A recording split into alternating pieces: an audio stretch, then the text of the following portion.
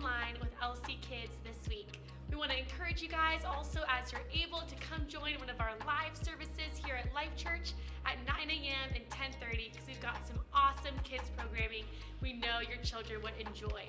We also want to encourage you guys, as you're at home, to continue your child's discipleship through our family resources page on our website and also through downloading the Parent Q app, which has got tons of great activities that go along with our Bible lesson each week. So with that, we hope you guys enjoyed this week's Bible story. The Bible. It's 66 books of history, stories, letters, and poetry that fit together to form God's one big story.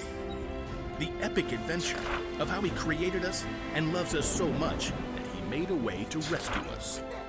As we travel through the Bible, from Genesis to Revelation, we discover people who met God and found their lives changed forever.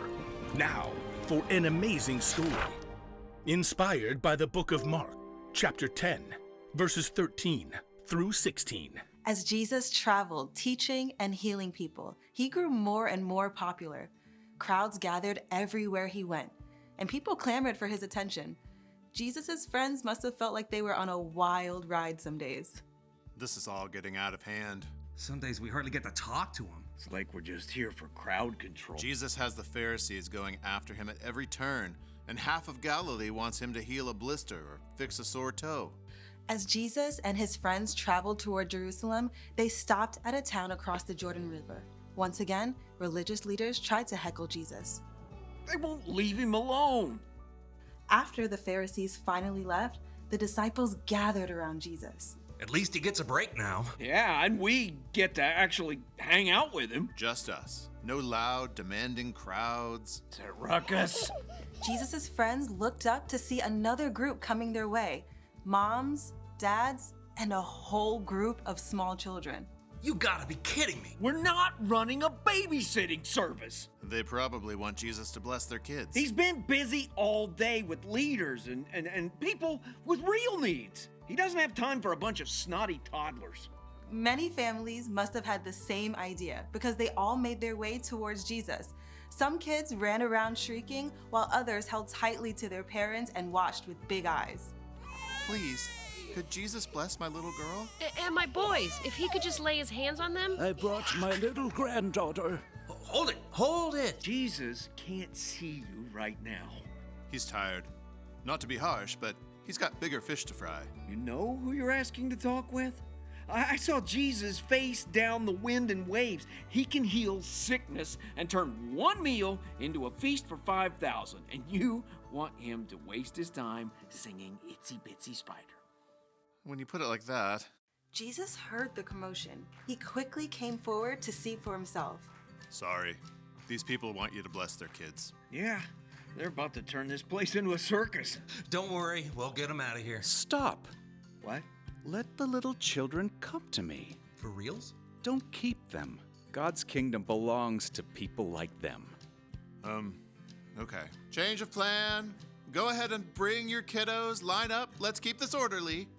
There was something about Jesus that made every single child feel safe. They crowded around Him, laughing and talking and asking all of their questions at once. Jesus, I hurted my finger. See my boat? It goes swoosh, swoosh underwater, but my daddy won't let me fish with him at night because it's past my bedtime. And do you like rabbits? Jesus, I want to play hide and seek. Children were considered the least important people of all at this time, but Jesus stopped everything to welcome them with His arms open wide. He cradled wide-eyed babies. He scooped up wiggling toddlers to sit on His lap. Jesus may have even played hide and seek with a few rambunctious 3-year-olds. I think He's actually enjoying this. He's really good with them. It's been way longer than He spent talking to the Pharisees. Jesus, who could command a wild storm to stop with the power of His voice, chose to gently rock a fussy baby.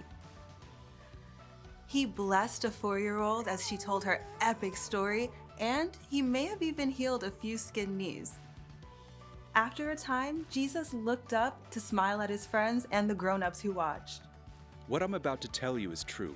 Anyone who will not receive God's kingdom like a little child will never enter it. Us? Like kids? Jesus was not just showing the crowd that children were important. He was actually telling them that they needed to come to him just like those kids, full of imagination and ready for adventure, and with complete trust that all of their needs would be met. Looks like those kids need a couple more people for tag. I'm in. Why not? Jesus made it clear to his followers that every single child was valuable to God, and that God can give you the strength to be gentle.